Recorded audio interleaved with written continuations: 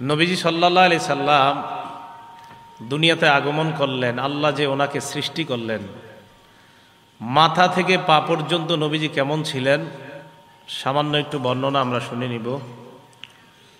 প্রথম কথা হলো, হাদিসের একটা কিতাব আছে নাম আল জামিউস সগীর, ইমাম সুয়ুতি রহমতুল্লাহ আলাইহির লেখা, 6452 নাম্বার হাদিস।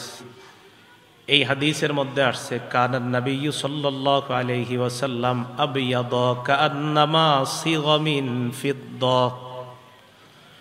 রাসূল আকরাম সাল্লাল্লাহু আলাইহি সাল্লাম এতটা সৌন্দর্যময় ছিলেন যেন রূপা দ্বারা নবীজির দেহটাকে গঠন করা হয়েছে। কি দ্বারা? রূপা। তো মা বোনদের পেটে যখন সন্তান থাকবে নবীজিকে নিয়ে ভাববে, সিনেমা নাটক না দেখে। নবীজিকে যেন রূপা দ্বারা তার দেহটাকে সাজানো হয়েছে। এক নাম্বার, নবীজির মাথা মুবারক। তিরমিজি শরীফের 3637 নাম্বার হাদিস, 3637 আর কি, 3637। কানান নবিয়্যু সাল্লাল্লাহু আলাইহি ওয়াসাল্লাম দখমার রাসি। নবীজি সাল্লাল্লাহু আলাইহি সাল্লামের মাথাটা তুলনামূলক একটু বড় ছিল, একদম ছোট ছিল না, দেখতে খুব চমৎকার ছিল। এমন ভাবে আল্লাহ তার মাথাটাকে সাজিয়েছেন। দ্বিতীয়, মাথার মধ্যে চুল কেমন ছিল। একটা কিতাব আছে নাম জাওয়াইদুল মুসনাদ, 944 নাম্বার হাদিস। এই হাদিসের মধ্যে আসছে কানা রাসূলুল্লাহ সাল্লাল্লাহু আলাইহি ওয়াসাল্লাম কাসীরা শা'রির রাসি।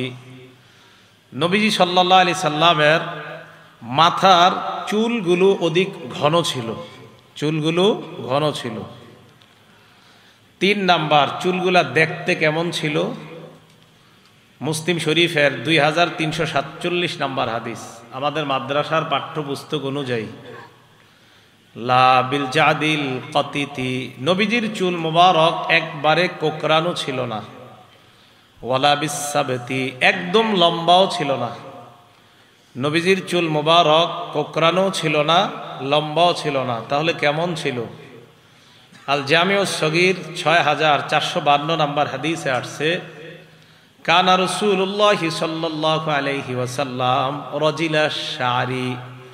নবীজির চুল মুবারক গুলো এমন সুন্দর ছিল, হালকা ঢেউ খেলতো মাথার মধ্যে চুলগুলো। এই চুলের মধ্যে স্মৃতি হতো কিভাবে? নবীজি নিজে কাটতে চাইতেন না, স্মৃতি হয়ে গেলে নবীজি স্মৃতি কাটতেন। এটাও আল জামিউস সগীর হাদিস নাম্বার 6475 নাম্বার হাদিস। ইনিন ফারাকাত আকিকাতুহু ফারাকা, চুলগুলা যদি এমনি এমনি স্মৃতি কাটতো ফারাকা, তাহলে নবীজি স্মৃতি কাটতেন চুলের মধ্যে মাছ থেকে। ওয়া ইল্লা ফালা, অন্যথায় স্মৃতি কাটতেন না, অন্যথায় স্মৃতি কাটতেন না, না হয় স্মৃতি কাটতেন নবী সাল্লাল্লাহু আলাইহি সাল্লাম। মুসলিম শরীফের 2344 নাম্বার হাদিসের মধ্যে আসছে নবীজি সাল্লাল্লাহু আলাইহি সাল্লামের সামনের চুল মুবারক এবং সামনের 2-1টা দাড়ির ব্যাপারে আসছে। কদের শামিত রাসূলুল্লাহি সাল্লাল্লাহু আলাইহি ওয়াসাল্লাম, কদের শামিত মুকদ্দামু রাসি রাসূলুল্লাহি সাল্লাল্লাহু আলাইহি ওয়াসাল্লাম ওয়া লিহিয়াতি। আল্লাহ নবীর চুল মুবারকের সামনে এবং দাড়ির সামনের কিছু পাকা ছিল, সামনে এবং দাড়ির কিছু পাকা ছিল। মোট 18টা, কয়টা?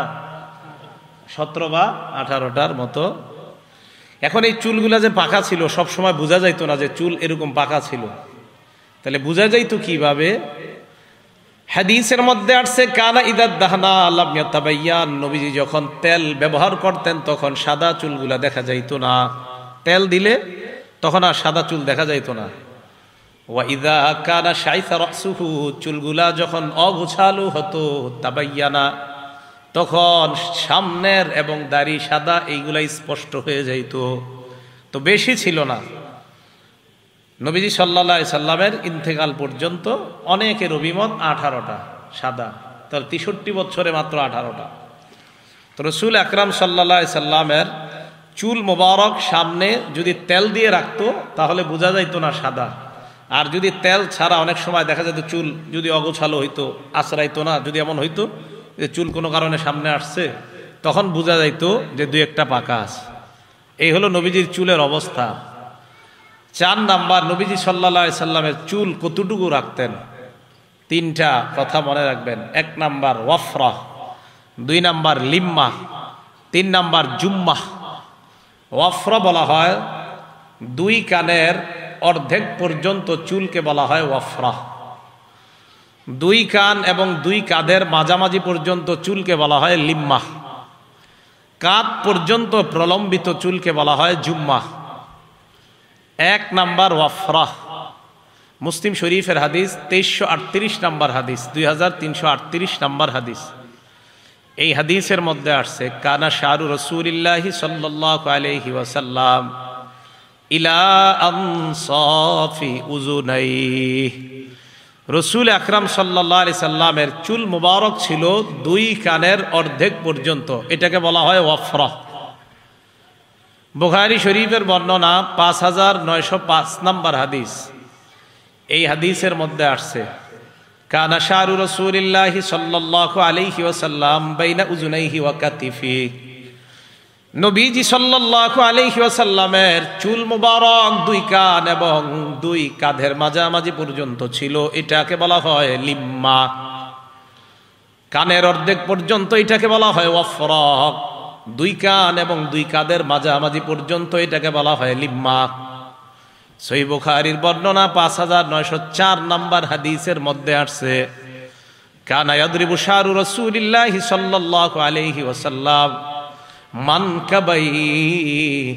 কখনো কখনো আল্লাহর নবীর চুল মুবারক কাঁধ পর্যন্ত চলে যেত, এটাকে বলা হয় জুম্মা। তাহলে সবচেয়ে বড়টাকে জুম্মা, এরপরে যেটা একটু ছোট এটাকে বলা হয় লিম্মা, এরপরে একটু ছোট এটাকে বলা হয় ওয়াফরা। এই ছিল রাসূল সাল্লাল্লাহু আলাইহি সাল্লামের চুল মুবারকের অবস্থা। 5 নাম্বার আলোচনা, রাসূল আকরাম সাল্লাল্লাহু আলাইহি সাল্লামের চেহারা মুবারক কেমন ছিল। সহিহ বুখারী হাদিস নাম্বার 3549 নাম্বার হাদিস। এই হাদিসের মধ্যে আসছে কানা রাসূলুল্লাহি সাল্লাল্লাহু আলাইহি ওয়াসাল্লাম আহসানান নাসি ওয়াজহা।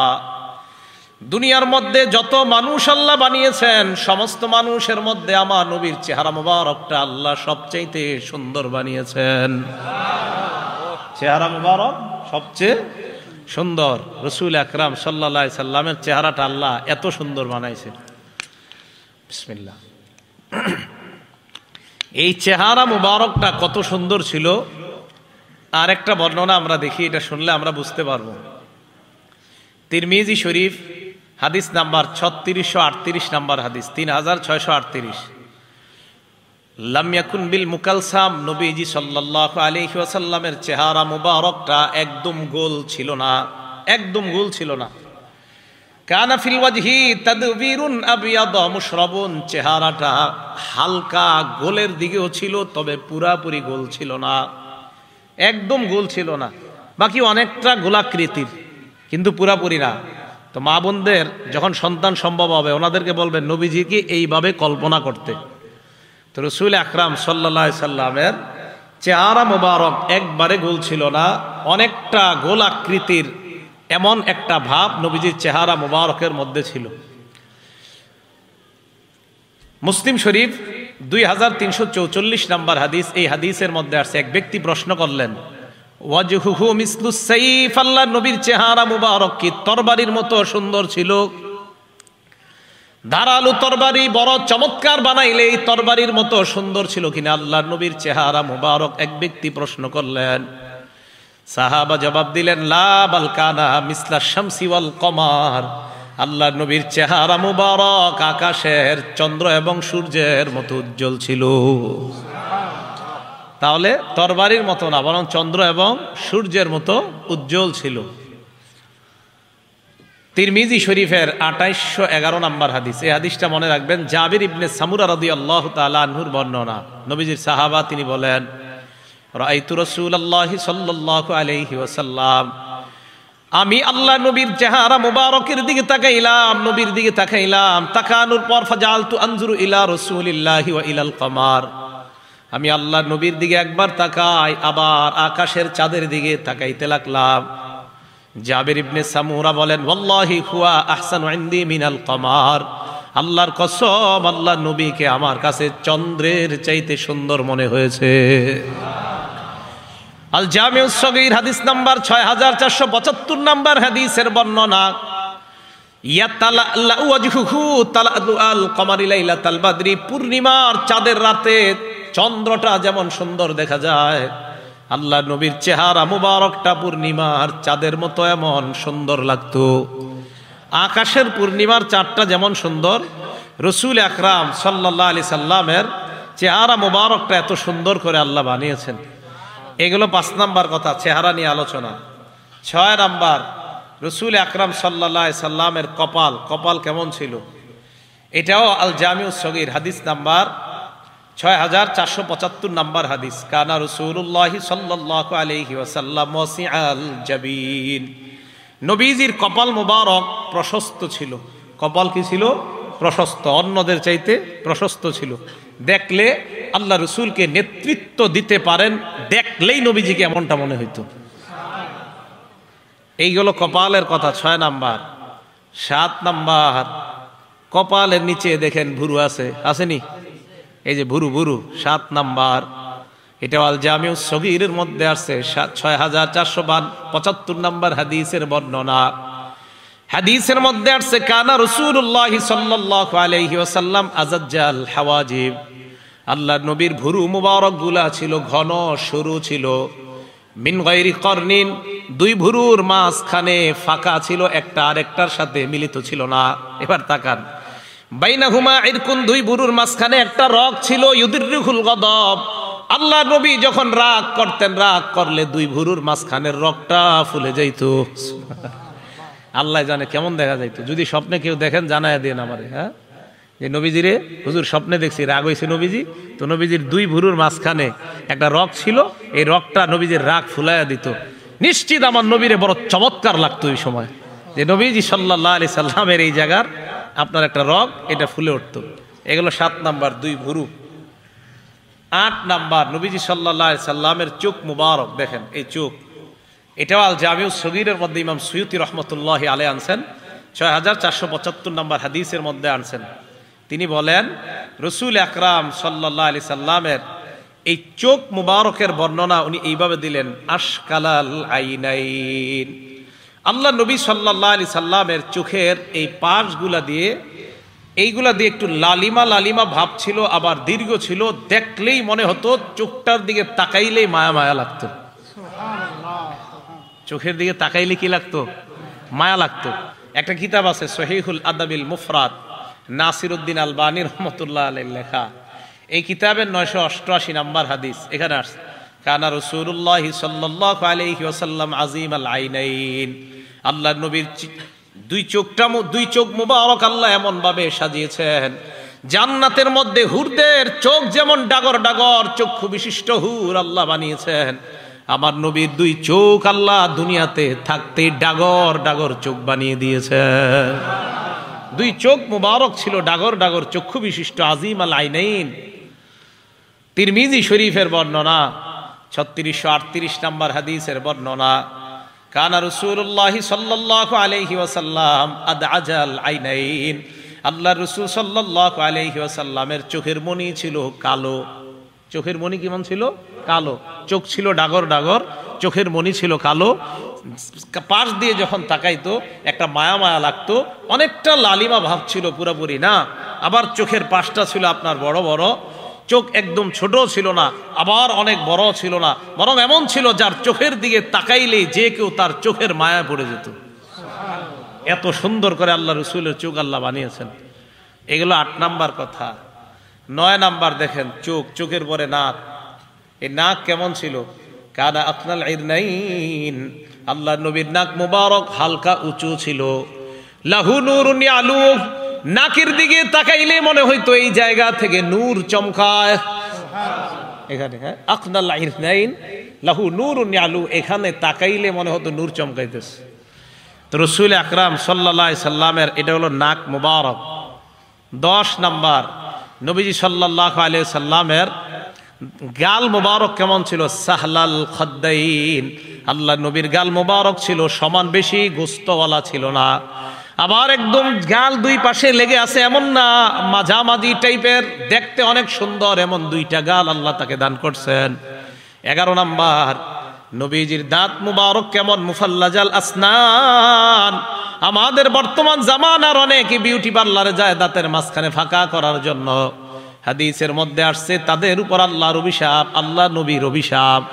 তবে আমার নবীর আলাদাভাবে দাঁতের সৌন্দর্য বাড়ানোর প্রয়োজন হয় নাই। মুফাল্লাজাল আইনাইন, মুফাল্লাজাল আসনান, আল্লাহ পাক রব্বুল আলামিন তার দাঁত মুবারক গুলা হালকা ফাঁকা ফাঁকা করে বানিয়েছেন। দাঁতের মাঝে হালকা হালকা ফাঁকা ছিল। 12 নাম্বার, আল্লাহ নবীর থুতু মুবারক। থুতু মুবারক কেমন ছিল? আগে মুসনাদে আহমদের একটা হাদিস শুনেন, 18,838 নাম্বার হাদিস। এই হাদিসের মধ্যে আসছে, উতিয়ান নবী সাল্লাল্লাহু আলাইহি ওয়াসাল্লাম বিদালবিম মিম্মা, নবীজির কাছে এক বালতি পানি আনা হয়। পানি আনার পর ফামাদমাগা মিনহা, আল্লাহ নবী সেখান থেকে পানি নিলেন, নেওয়ার পর কুলি করলেন। কুলি করার পর ওই কুলির পানি বালতির মধ্যে ফালাইলেন, কুলির সাথে থুতু ইত্যাদি আসছে। সাহাবারা বলেন বালতির ভিতর থেকে মেশক আম্বরের ঘ্রাণ বের হওয়া শুরু হয়।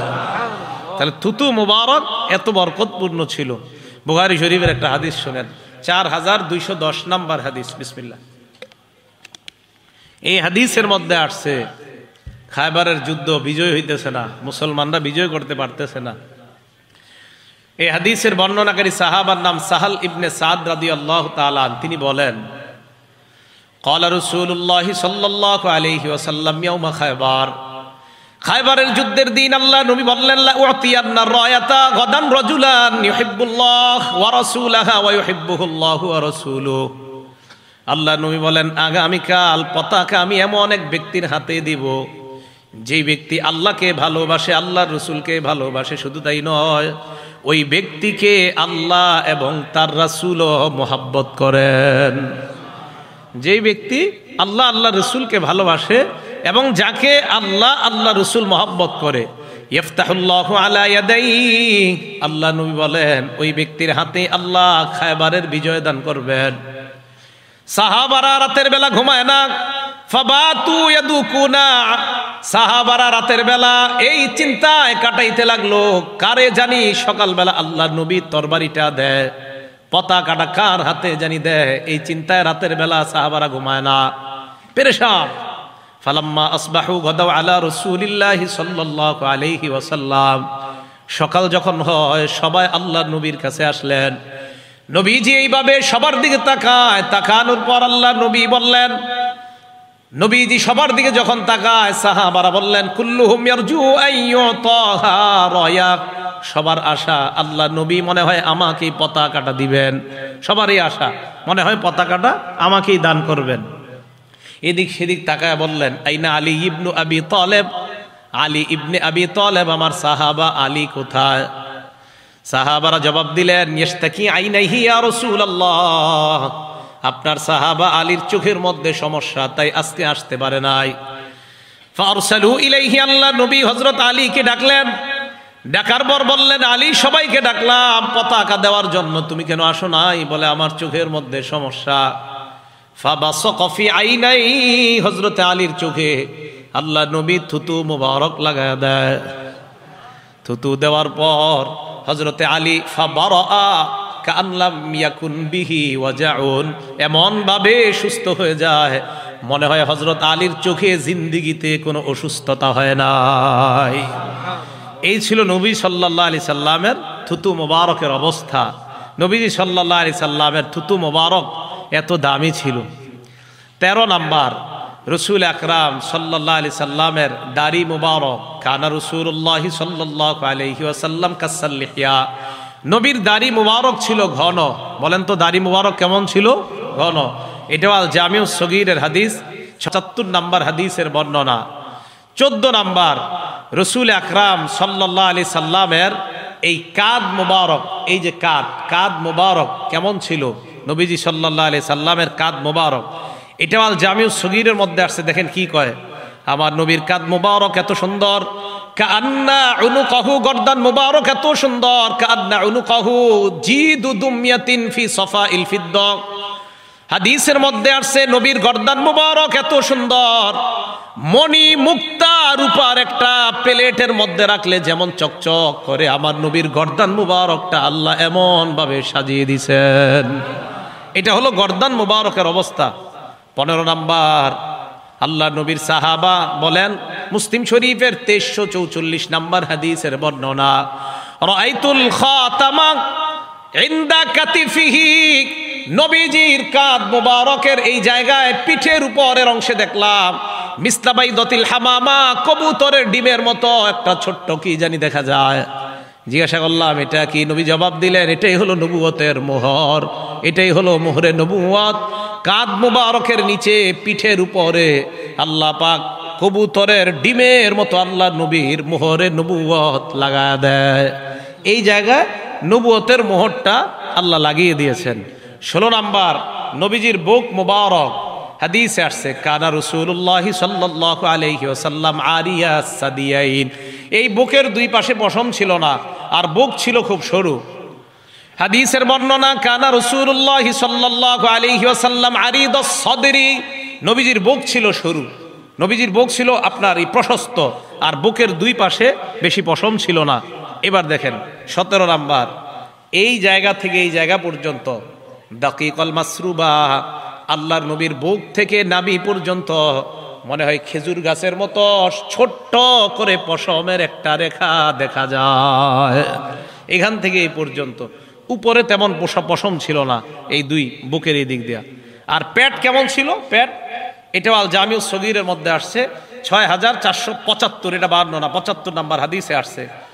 পেটের ব্যাপারে আসছে সাওয়া আল বাতনি ওয়াস সদরি, পেট এবং বুক ছিল সমান সমান, আমগো মতো পেট বড় হয় নাই, হ্যাঁ, পেট আর বুক ছিল সমান সমান। হ্যাঁ, আপনারা জিমে যান না, আমার নবীরে ফলো করেন, জিমেও যাওয়া লাগবে না। এশার নামাজের আগে খানা খান, খানা খাওয়ার পর এশার নামাজ পড়েন, 2 রাকাত সুন্নত পড়েন, 3 রাকাত বিতির পড়েন, আরো 8 রাকাত পড়েন। নবী সারা বছর 8 রাকাত তাহাজ্জুদ পড়তেন। এই 8 রাকাত পড়ার পরে আপনি ঘুমায়া যান, আপনার পেট জীবনও বাড়বে না। আপনি তো খান রাত 11টায়, খাইয়ে বাস পেট তো আপনারই বাড়বে। এই জন্য রসুল আকরাম সাল্লাল্লাহু আলাইহি সাল্লামের সাওয়া আল বাতনি ওয়াস সদরি, নবী সাল্লাল্লাহু আলাইহি সাল্লামের পেট এবং বুক মুবারক সমান ছিল, নবীজির পেট বাড়া ছিল না। কত সুন্দর যেন ছিল আল্লাহ রসুল সাল্লাল্লাহু আলাইহি সাল্লাম। এটা ছিল নবীজির বুক মুবারকের অবস্থা।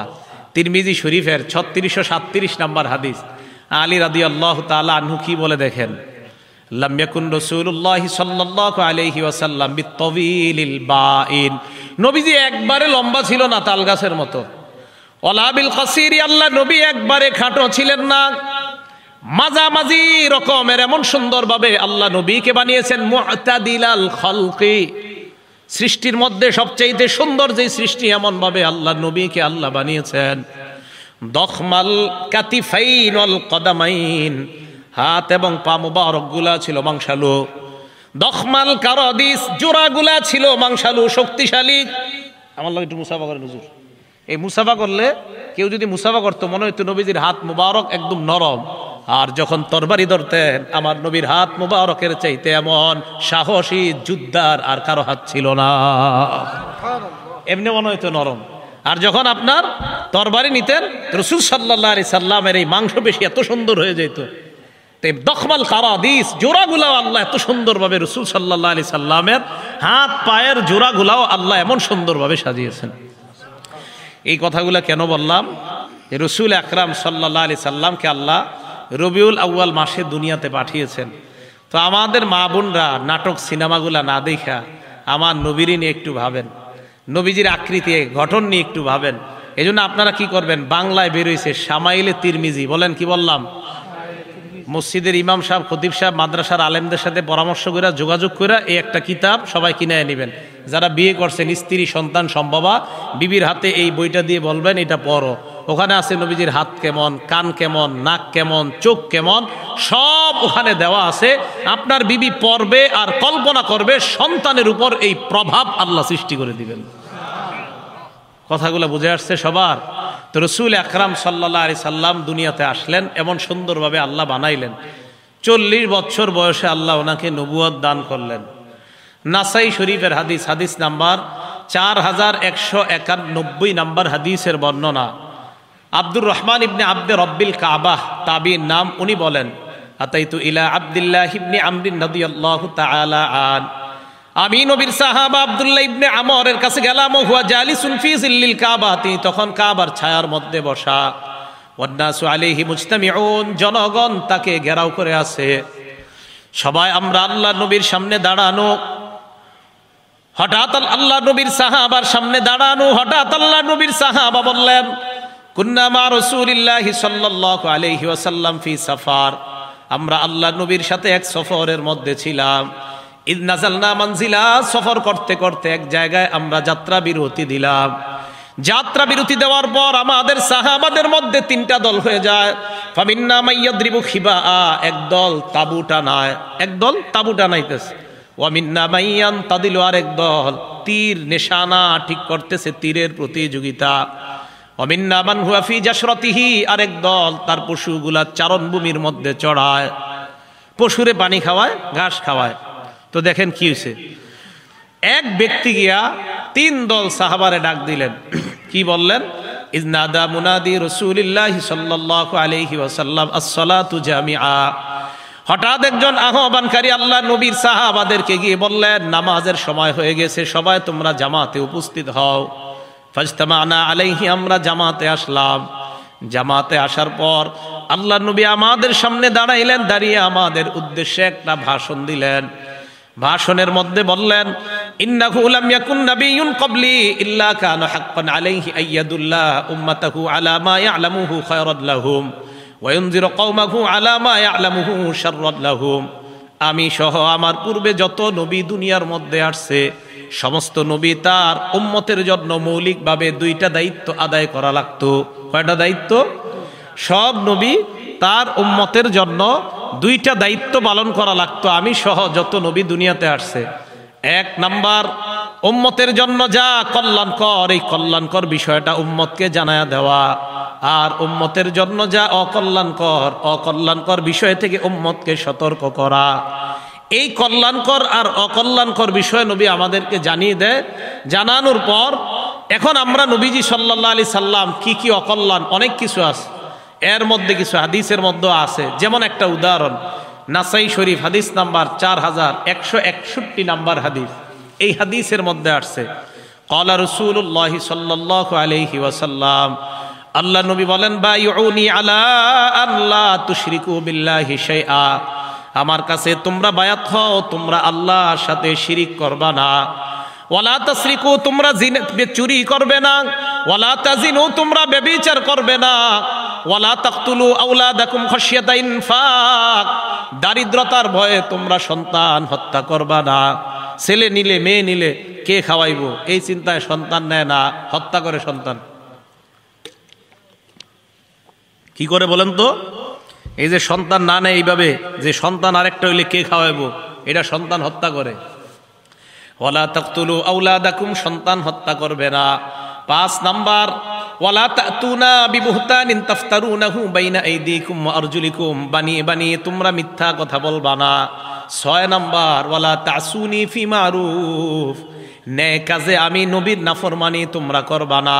এটা সাহাবাদেরকে নবী বললেন। এখন সাহাবাদের রিঅ্যাকশন দেখেন। নাসাই শরীফ হাদিস নাম্বার 4149 নাম্বার হাদিস। সাহাবা উবাদা ইবনে সামিত বলেন বায়ানান নবী সাল্লাল্লাহু আলাইহি ওয়াসাল্লাম আলা সামঈ ওয়াত তাআ। এখন আপনারা একটা বাংলা বলাবো, আপনারাও বলবেন। সাহাবা বলেন আমরা আল্লাহ নবীর হাতে হাত রেখে বায়াত হলাম, নবীর কথা শুনবো এবং মানবো। বলেন,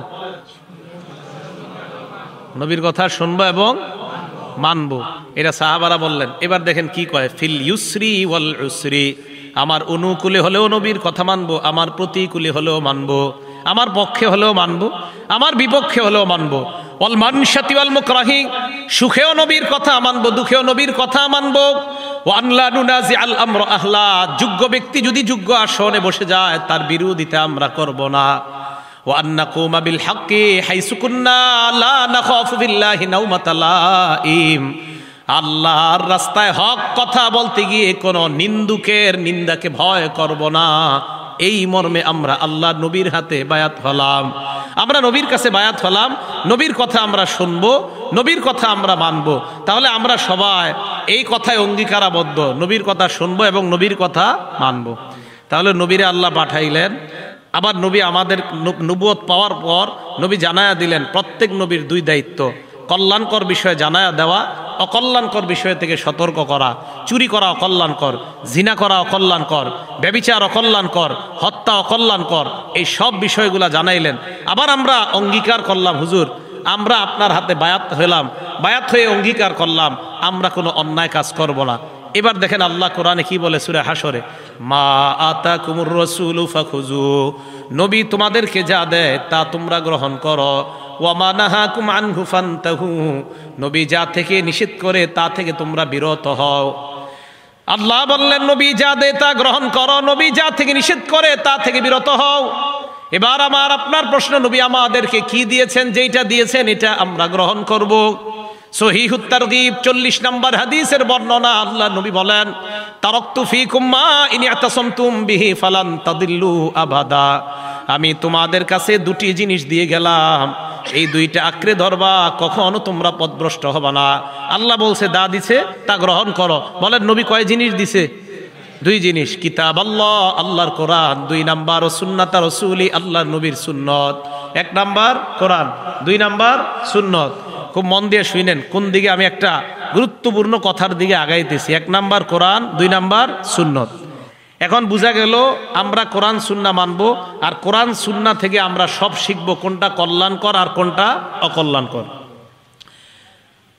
ইবনে মাজাহ হাদিস নাম্বার 11, এই হাদিসের বর্ণনাকারী জাবের রাদিয়াল্লাহু তাআলা আন, তিনি বলেন, আন জাবির ইবনে আব্দুল্লাহ রাদিয়াল্লাহু তাআলা আন, জাবির ইবনে আব্দুল্লাহ বলেন, কুন্না ইনদান নবী সাল্লাল্লাহু আলাইহি ওয়াসাল্লাম, আমরা আল্লাহর নবীর সামনে আছি, নবীজি আমাদের সামনে আসলেন, খত্ত রাসূলুল্লাহ, খত্ত নবী একটা লম্বা দাগ দিলেন, দাগ দেওয়ার পর খত্ত খত্তাইনি আন ইয়ামিনি, ডানে 2টা দাগ দিলেন, ও খত্ত খত্তাইনি আন শিমালি, বামে 2টা দাগ দিলেন। আবার নবী আসলেন, আসার পর মাঝে একটা দাগ দিলেন, ডানে 2টা দাগ দিলেন, বামে 2টা দাগ দিলেন। দেওয়ার পর সুম্মা ওয়াদা ইয়াদাহুন নবী সাল্লাল্লাহু আলাইহি ওয়াসাল্লাম ফিল খত্তিল আওসাত, আল্লাহ নবী তার হাত মুবারক মাঝখানের রাস্তার মাঝখানের দাগের উপর রাখলেন।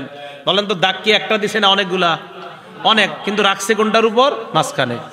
মাঝখানের দাগে হাত রাখার পর নবী বললেন, হাযা সাবিলুল্লাহি মুস্তাকিমা, এটাই হলো আল্লাহর সোজা রাস্তা, এটা হলো আল্লাহর সোজা রাস্তা তথা কোরআন সুন্নাহর রাস্তা। এটাই তো কোরআন সুন্নাহর রাস্তা একটা, এটা সিরাতে মুস্তাকিম।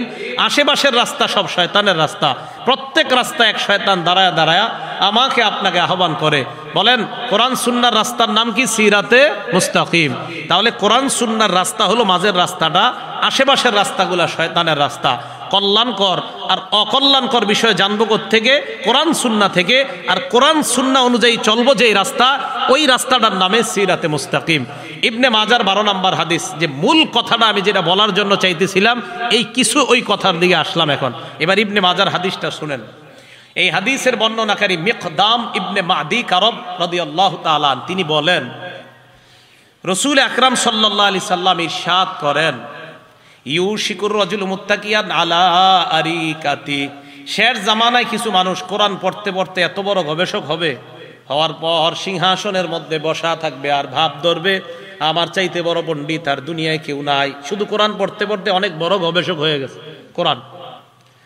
এবার ওই ব্যক্তির সামনে আমি আপনি আমরা কেউ গেলাম, যাওয়ার পর হাদিস পেশ করলাম, ইউহাদ্দাসু বিহাদিসিম মিন্নি, আমার হাদিস তার সামনে যখন পেশ করা হয়, ওই ব্যক্তি বলবে, বাইনানা ওয়া বাইনাকুম কিতাবুল্লাহ, আমাদের মাঝে তোমাদের মাঝে আল্লাহর কোরআন থাকতে হাদিসের কি প্রয়োজন? আওয়াজ দিয়ে বলেন নাউজুবিল্লাহ।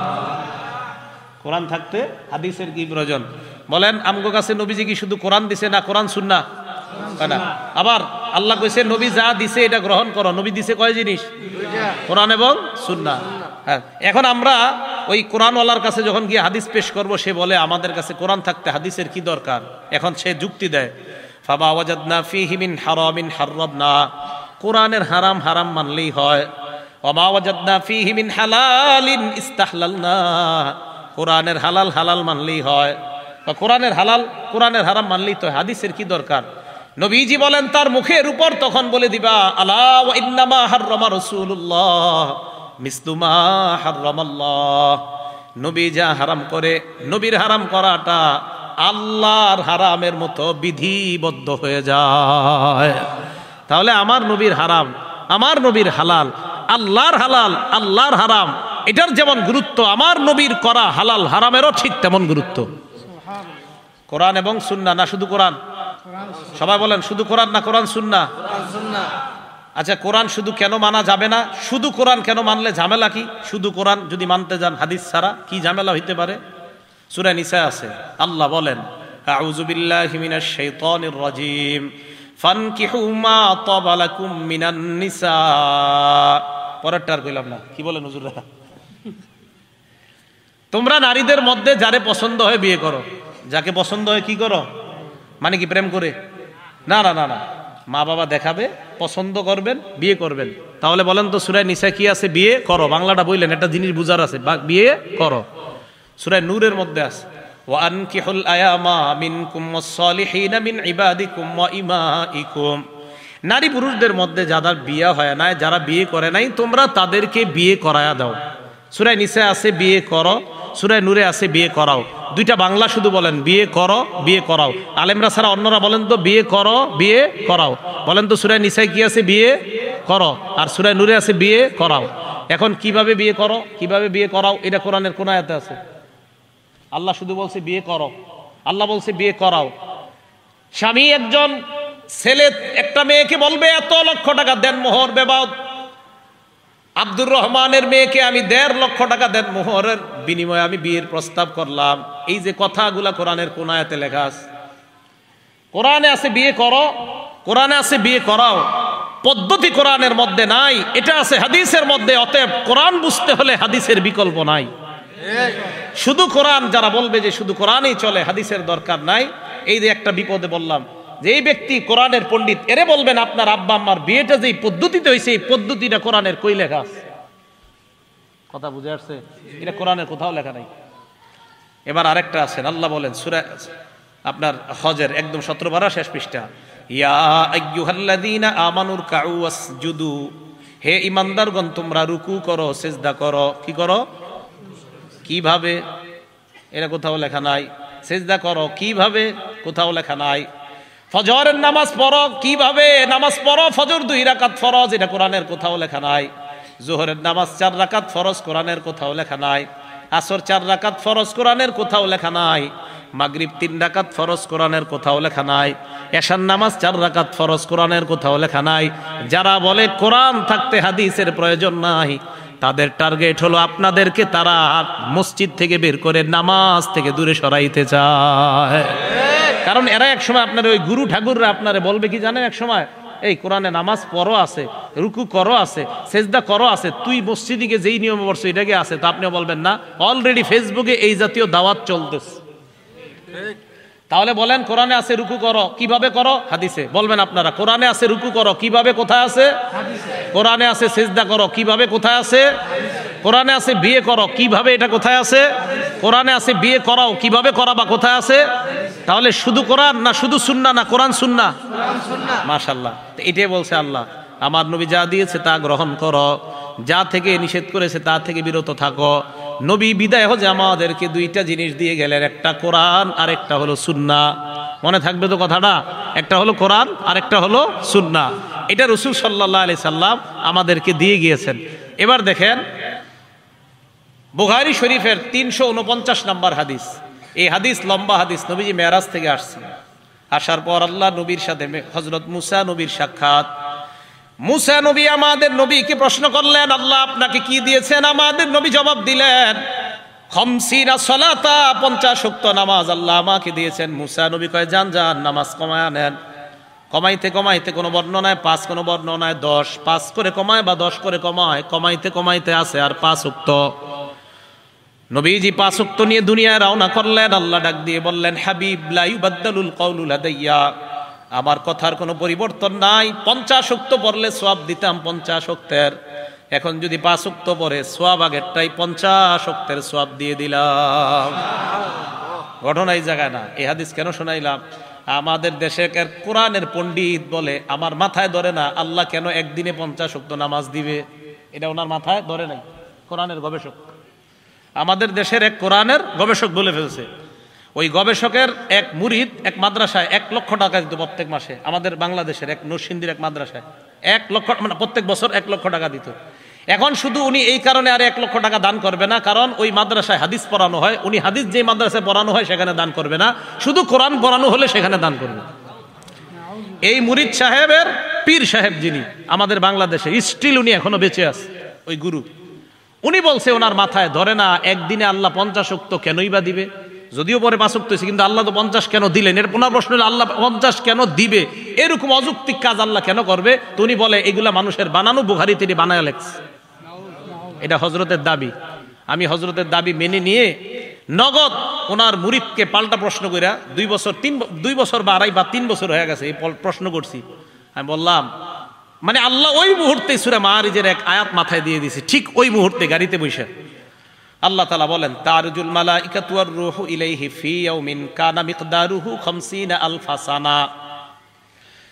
হাদিসের মধ্যে ওনার মাথায় ঢুকে না আল্লাহ একদিনে 50 ওয়াক্ত কেন দিলেন।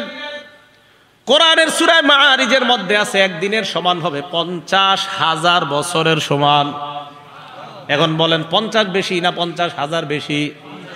এখন উনি বুখারীর 50 মানতে পারে নাই। উনি যখন গবেষণা করতে করতে সূরা মাআরিজে আসবে তখন বলবে আমি কোরআনও মানি না, কারণ ওনার একদিনে 50 মাথায় ধরে না। তো একদিন 50,000 বছর এটা মাথায় ধরবো কেমনে? তাহলে ওই সময় বলবে আমি কোরআনও মানি না। সূরা মাআরিজে আছে একদিনের সমান 50,000 বছর, আর আল্লাহ একদিনে 50 ওয়াক্ত মাত্র নামাজ দিছে, তো ওনার এটা ধরে নাই। তো আমি ওনারে বলছি আপনার গুরুকে বললেন যে ওনার মাথায় ওই 50,000 বছর কিভাবে ধরবে? সম্ভবত গুরু সাহেব এখনো গবেষণা করতে করতে এখানে আসে নাই। তাহলে কোরআন না সুন্নাহ? না কোরআন সুন্নাহ। মসজিদে জুমার দিন আজান দেয় কয়টা? আরে কয় না কা? বিসমিল্লাহ। জুমার আগে আজান কয়টা? জুমার আগে আর কি, জুমার নামাজের আগে 2 আজান। এক আজানে মসজিদে যান, আরেক আজানে হুজুর খুতবা দেয়, ঠিক না? এখন প্রশ্ন হইল হুজুর 2 আজান কই পাইলেন? 2 আজান আপনারা কোথায় পাইলেন? উত্তর হইল এক আজান তো নবীজির সুন্নত, তো বুঝলাম নবীর সুন্নত, আরেক আজান কই পাইলেন? তো আমি জবাব দিলাম আরেক আজান হযরত উসমান গনির সুন্নত। উসমান গনির সুন্নত যে মানতে হইব এটা কই আছে? এত প্রশ্ন আজীব। সব সময় মনে রাখবেন, বলবেন ইবনে মাজাহ হাদিসের কিতাব। কোন কিতাব? 42 নাম্বার হাদিস। বলেন কয় নাম্বার হাদিস? এই হাদিসে নবীজি বলেন আলাইকুম বিসুন্নতি, তোমরা আমার সুন্নত আঁকড়ে ধরো। তাহলে জুমার আগে এক আজান নবীর সুন্নত থেকে পাইলাম, নবীর সুন্নত আঁকড়ে ধরলাম, এক আজান এটা বুঝলাম, নবীর সুন্নত আঁকড়ে ধরলাম। এবার হুজুর আরেক আজান ওয়া সুন্নাতিল খুলাফাইর রাশিদিন আল মাহদিয়িন। এরপরেই নবী কয় হেদায়েত প্রাপ্ত খুলাফায়ে রাশিদার সুন্নত তোমরা আঁকড়ে ধরবা। বলেন তো 4 খলিফার মধ্যে হযরত উসমান আছে না নাই? তাহলে আলাইকুম বিসুন্নতি দিয়া এক আজান, ওয়া সুন্নাতিল খুলাফাইর রাশিদিন দিয়া আরেক আজান। অতএব 2 আজান দেওয়া মানে আল্লাহ নবীর সুন্নতের কথা মেনে নেওয়া। অতএব 2 আজান দেওয়া মানে নবীর কথা মেনে নেওয়া। কারণ নবী ইবনে মাজার 42 নম্বর হাদিসে বলছে তোমরা আমার সুন্নত ধরো, খোলাফায়ে রাশেদার সুন্নত। দেখেন খোলাফায়ে রাশেদার ধর, মনে করেন এই 4 জনের সুন্নত ধরো, খোলাফায়ে রাশেদার সুন্নত। তো আমার সুন্নত পালন করতে গিয়ে এক আজান, খোলাফায়ে রাশেদার মধ্যে হযরত ওসমানের সুন্নত আরেক আজান। তো ওসমানের সুন্নত পালন করাও মানে নবীর কথা মানা, কারণ নবী তো বলছে আমার খোলাফায়ে রাশেদা সাহাবা যারা তাদের সুন্নত আঁকড়ে ধরো। তাহলে 2 আজান মানা মানে আল্লাহ রাসূল সাল্লাল্লাহু আলাইহি সাল্লামের কথা মেনে নেওয়া। আলেম ছাড়া অন্য যারা ঠিক কইতাছেন বুঝা ঠিক কইতাছেন না বুঝা? বুঝা। তাহলে আলাইকুম বিসুন্নতি, তোমরা আমার সুন্নত আঁকড়ে ধরো, ওয়া সুন্নাতিল খুলাফাইর রাশিদিন আল মাহদিয়িন, হেদায়েত প্রাপ্ত 4 খলিফার সুন্নত আঁকড়ে ধরো। হযরত উসমান গনি 4 খলিফার মধ্যে 3 নম্বর খলিফা। তাহলে এক আজান এই সুন্নত নবীর সুন্নত থেকে পাই, আরেক সুন্নত হযরতে ওসমান গনির সুন্নত থেকে পাই। তাহলে বলেন তো আমরা ইসলামী শরীয়ত মানি কোরআন সুন্নাহ অনুযায়ী না শুধু কোরআন অনুযায়ী? সুন্নাহ অনুযায়ী। আর সুন্নতের সংজ্ঞাটা কি শুধু নবীর সুন্নত না সাহাবাদেরও সুন্নত? মাশাআল্লাহ ভাই, যদি বুঝা থাকেন তো অনেক ভালো কথা। তো রাসূল আকরাম সাল্লাল্লাহু আলাইহি সাল্লাম এবার কি বলে দেখেন। বুখারী শরীফ 7281 নাম্বার হাদিস, জাআত মালাইকাতুন ইলান নবী সাল্লাল্লাহু আলাইহি ওয়াসাল্লাম। আল্লাহ নবী ঘুমায়, একদল ফেরেশতা আল্লাহ নবীর কাছে আসছে। হযরত জাবেরের বর্ণনা, নবীজি ঘুমায়, একদল ফেরেশতা আল্লাহ নবীর কাছে আসছে। আসার পর এক ফেরেশতা কয় ইন্নাহু নাইম, তিনি তো ঘুমায়। আর এক ফেরেশতা কয় ইন্নাল আইনা নাইমা, তার চোখ ঘুমায়। ওয়াল কলবা ইয়াকযান, অন্তর জাগ্রত। আবার বলি, নবীজি ঘুমায় রইছে, ফেরেশতারা নবীর সামনে। এক ফেরেশতা কয় তিনি তো ঘুমায়, আরেক ফেরেশতা কয় তার চোখ ঘুমায়, অন্তর জাগ্রত। এখন আপনারা বলেন তো, আমি যে আপনাদের এই বুখারীর হাদিস শোনাইতেছি, আমি কেমনে শোনাইতেছি? নবী না ঘুমায় রইছে? হাদিসটা নবীর না? আরে নবীজির হাদিস না তো, নবীজিরা ঘুমায় রইছে? হ্যাঁ মাশাআল্লাহ, কে কইছে এটা? কলব জাগ্রত। আপনি আলেম না তো? না, এই তো পাওয়া গেছে শ্রোতা একজন, আলেম ছাড়াও একজন বুঝছে। নবীর কলব তো জাগ্রত আছে, এই জন্য তো এই হাদিস আমরা জানতে পারছি। ফেরেশতা আসছে, আসার পর এক ফেরেশতা কয় তিনি তো ঘুমায়, আরেক ফেরেশতা কয় না, তার চোখ ঘুমায়, অন্তর ঘুমায় না। তো রাসূল আকরাম সাল্লাল্লাহু আলাইহি সাল্লাম ঘুমায় রইছে। এবার আরেক ফেরেশতা কয় ইন্নালি সাহিবিকুম হাযা মাসালা, এই ব্যক্তির একটা দৃষ্টান্ত আছে, ফাদরিবু লাহু মাসালা, তার দৃষ্টান্তটা দিয়ে দাও। ফেরেশতারা কয় এই যিনি ঘুমিয়ে রইছে ওনার একটা দৃষ্টান্ত আছে, এটা দাও তোমরা, এই দৃষ্টান্তটা বলো। এবার আরেক ফেরেশতা কয় ইন্নাহু নাইম, তিনি তো ঘুমায়। আরেক ফেরেশতা কয় ইন্নাল আইনা নাইমা ওয়াল কলবা ইয়াকযান, তার চোখ ঘুমায়, অন্তর ঘুমায় না। ফেরেশতারা বলতে লাগলেন মাসালুহু কামাসালি রাজুলিন বানা দার, তার দৃষ্টান্ত এমন ব্যক্তির মতো যেই ব্যক্তি একটা ঘর বানিয়েছে। ওয়াজআলা ফিহা মা'দুবাতান, ঘরের মধ্যে দস্তরখান বিছিয়েছে, দস্তরখানের মধ্যে সুস্বাদু খাবার। বাসাদাইয়া, একজন আহ্বানকারীকে বাহিরে পাঠিয়েছে আহ্বান করার জন্য, দস্তরখানের দিকে মানুষকে ডাইকে আনো। আহ্বানকারী বাহিরে আসছে, আসার পর আমাকে আপনাকে আমাদেরকে পেয়েছে, পাওয়ার পর কয় ওই ঘরের মধ্যে দস্তরখান বিছানো আছে, সুস্বাদু খাবার, তোমরা চলো। আমরা তার কথা বিশ্বাস করার ক্ষেত্রে দুই দল হয়ে গেলাম। একদল আমরা বিশ্বাস করলাম, ঘরের মধ্যে গেলাম, যাওয়ার পর দস্তরখানের খাবার খাইলাম। হাদিসের বর্ণনা, এই ব্যক্তির কথা একদল মানছে, মানার পর আজাবাদ দাইয়া ওয়া দাখালাদ দার ওয়া আকালা মিনাল মা'দুবা, আহ্বানকারীর কথা বিশ্বাস করছে, ঘরে গেছে, দস্তরখানের খাবার খাইছে। আরেক দল তার কথা বিশ্বাস করে নাই, লাম ইয়াদখুলিদ দার, ঘরেও যায় নাই, ওয়া লাম ইয়াকুল মিনাল মা'দুবা, দস্তরখানের খাবারও খায় নাই। এটা বুঝছেন এতটুকু বাংলাটা? এক ব্যক্তি একটা ঘর বানাইছে, ঘরে দস্তরখান বিছিয়েছে, দস্তরখানে সুস্বাদু খাবার। এই খাবার সাজানোর পর, আমি মনে করেন বানাইছি, তো বানানোর পর সুস্বাদু খাবার সাজানোর পর একজনকে পাঠাইলাম, যান যাদেরকে পাইবেন তাদেরকে বলবেন ঘরে মজা মজা খাবার আছে, তো যারা আসবে তারা খাবে, যারা আসবে না তারা খাইতে পারবে না। তো একজন বাহিরে এসে বলছে এই ঘরে দস্তরখান আছে, মজাদার খাবার আছে, তোমরা যারা এই মজার খাবার খাইবা তাহলে তোমরা ঘরে যারা ঢুকবা মজার খাবার খেতে পারবা, আর যারা ঢুকবা না তারা খাবার খেতে পারবা না। তো এখন একদল কথা বিশ্বাস করছে, আরেক দল করে নাই। এই ফেরেশতারা এই কথাগুলা বলতেছে।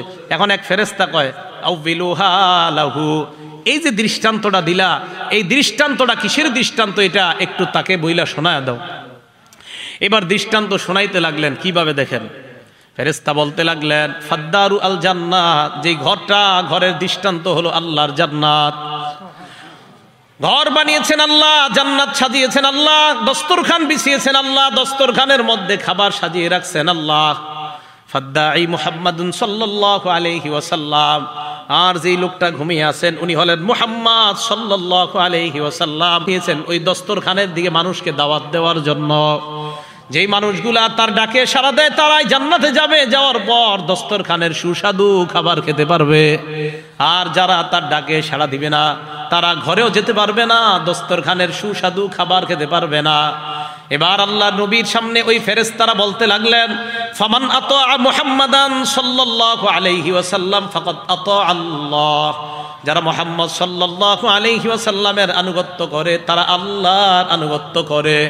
ওয়ামান আসা মুহাম্মাদান সাল্লাল্লাহু আলাইহি ওয়াসাল্লাম ফাকাদ আসাল্লাহ, আর যারা নবীর নাফরমানি করে তারা আল্লাহর নাফরমানি করে। বলেন তো শুধু কোরআন মানার নাম কি নবীর আনুগত্য, না কোরআন সুন্নাহ মানার নাম নবীর আনুগত্য? তাহলে যারা বলবে শুধু কোরআন মানি সুন্নত মানি না, এরা রসুলকে মানে না, এরা আফাতুমিনুনা বিবাদিল কিতাব, কোরআনের কিছু মানে ওয়াতাকফুরুনা বিবাদ, আর কিছু অস্বীকার করে আর দাবি করে মুসলমান। এরা মুসলমান না, মুনাফিক মার্কা শয়তান। এদের গুরুরা আবার দাড়ির দলিল কোরআনে পায় না বলে দাড়ি রাখে না, প্রায় কিছু গুরু রাখছে দাড়ি যারা শুধু কোরআন মানে।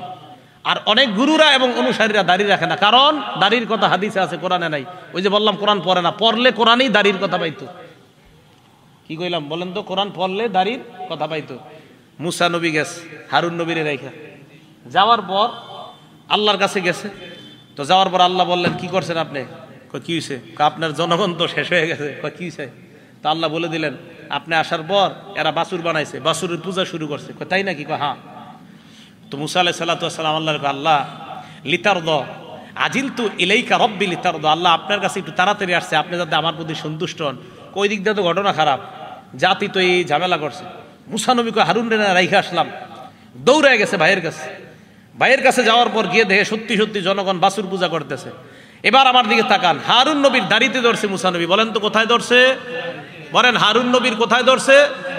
হারুন নবীর দাড়িতে ধরছে আর চুলে ধরছে। হারুন নবী বললেন, ইয়াবনা লা তাখুজ বিলিহিয়াতি ওয়ালা বিরাসি, ও আমার মায়ের পেটের সন্তান ভাই, মানে মায়ের ছেলে, ও মায়ের ছেলে, তুমি আমার দাড়ি আর চুল ধরো না। কোরআনের আয়াত ছিল বাড়ায়, লা তাখুজ বিলিহিয়াতি, তুমি আমার দাড়ি আর চুল ধরো না। বলেন দাড়ি যে ধরো না, তাহলে দাড়ি কি নাই এটা ধরতে, না দাড়ি আছে বলে ধরতে নিষেধ করছে? তো দাড়ির কথা কোরআনে বলে নাই, বুঝতে পারে না? কয় কোরআনের হুদা কিসের কোরআনের গবেষক? এই জায়গা আনেন একজন আমিনা হেফজোখানার হাফেজে কোরআনের সামনে বসায় দেন, আর ওরে খালি এক পারা অনুবাদ শিখাই দিবেন হেফজোখানার একটা ছাত্ররে, দেখবেন গবেষক সব কই গেছে আল্লাহ খুঁজে পাবেন না। কোরআনে কি দাড়ির কথা আছে না? তো গবেষক সাহেবরা বায়না দীক্ষা অনুসারী এবং উনি সহ দাঁড়িয়ে রাখে না। কত বড় ভয়ঙ্কর ফেতনার মধ্যে আছি। তো বলেন আল্লাহ তাআলা বলছে রসুলকে পাঠাইলাম তোমাদের কাছে, উনি যা দিয়েছেন তা গ্রহণ করো, যা থেকে নিষেধ করেছে তা বর্জন করবা, তা থেকে বিরত থাকবা। উনি কয় জিনিস দিয়ে গেছে আমাদেরকে? কোরআন এবং সুন্নাহ। শুধু কোরআন না, শুধু সুন্নাহ না, কোরআন সুন্নাহ। তাহলে উভয়টা মানা, এই উভয়টা মানার নাম সিরাতে মুস্তাকিম। রসুল আকরাম সাল্লাল্লাহু আলাইহি সাল্লাম সহিহ বুখারীর 6482 নম্বর হাদিসের মধ্যে বলে, শোনো উম্মত, মাসালি ও মাসালুকুম, আমার আর তোমাদের দৃষ্টান্ত কা মাসালি রজুলিন আতা কওমা, ওই ব্যক্তির মতো যে ব্যক্তি তার সম্প্রদায়ের কাছে গেছে।